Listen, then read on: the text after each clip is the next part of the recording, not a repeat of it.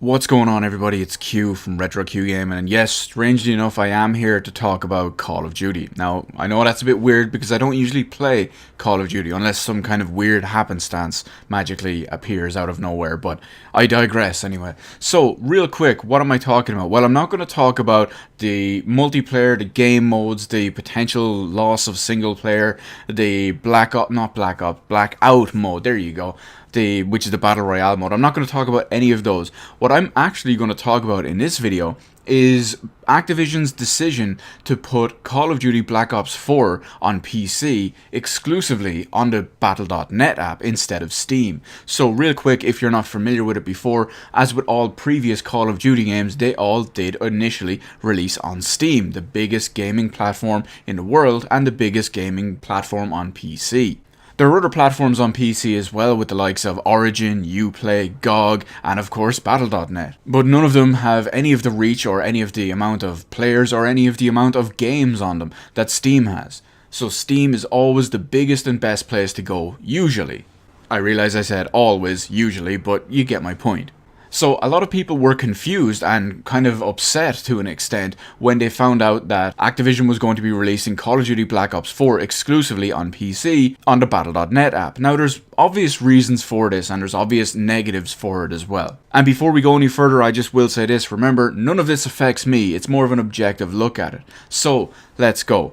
Obviously, first off, Steam has the biggest user base of any platform on PC. It has a bunch of extra features like communities, profiles, and a server network all ready to go and easy to use. Not to mention, people like to have their games all in one place. It makes it so much easier. And of course, with the biggest player base on there, or the biggest user base of Steam, if you do pick up a big multiplayer game that's not Lawbreakers, you can pretty much be guaranteed to easily find a match. Again, as long as it's not Lawbreakers or Battleborn. So what kind of negatives are there releasing on Steam if you're a third-party developer? Specifically if you're one like Blizzard that have Battle.net. Well, there's really only two downsides. One would be having to deal with another company. There's another step in the process. You might have to deal with Valve in this case to possibly get some sort of patch certification, or have to work something out with them to get stuff and how it all works, etc., etc.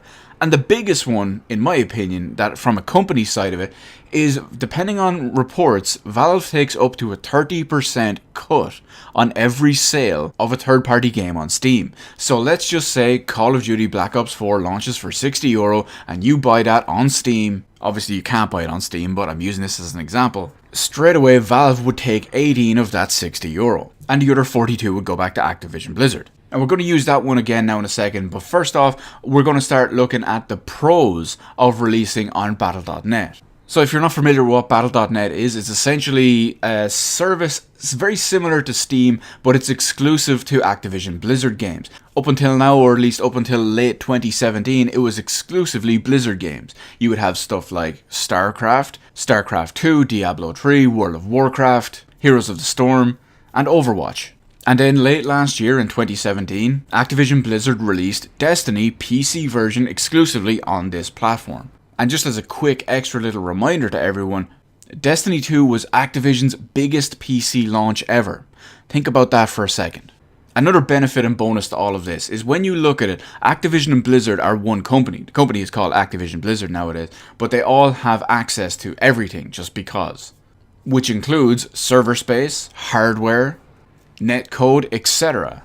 So all of that stuff can easily be rolled into place. The server space is already paid for, and the server space is already there for the likes of Destiny 2 and Call of Duty Black Ops 4.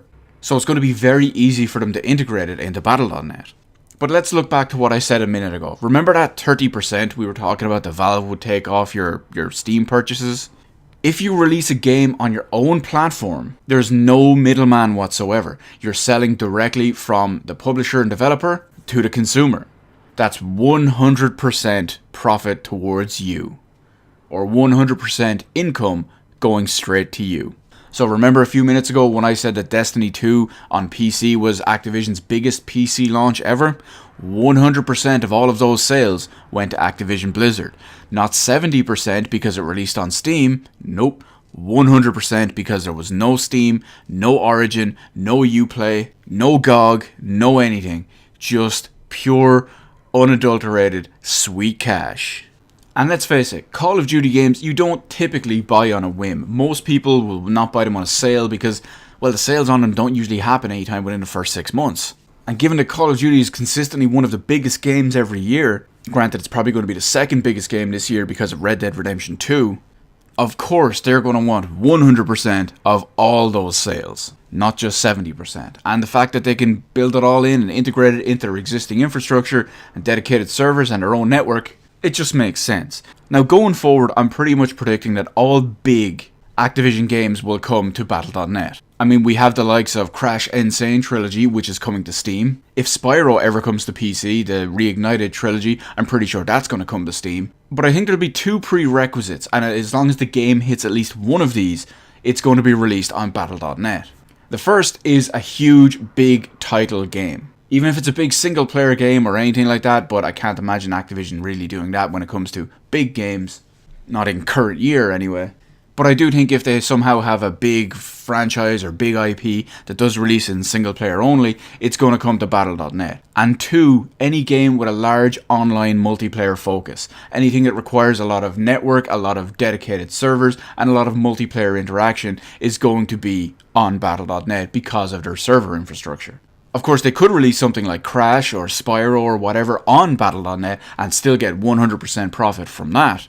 But I think it's less important when it comes to games like that. They want the ones that are going to sell millions of copies and will also benefit from the hardware side of it with the servers and whatnot.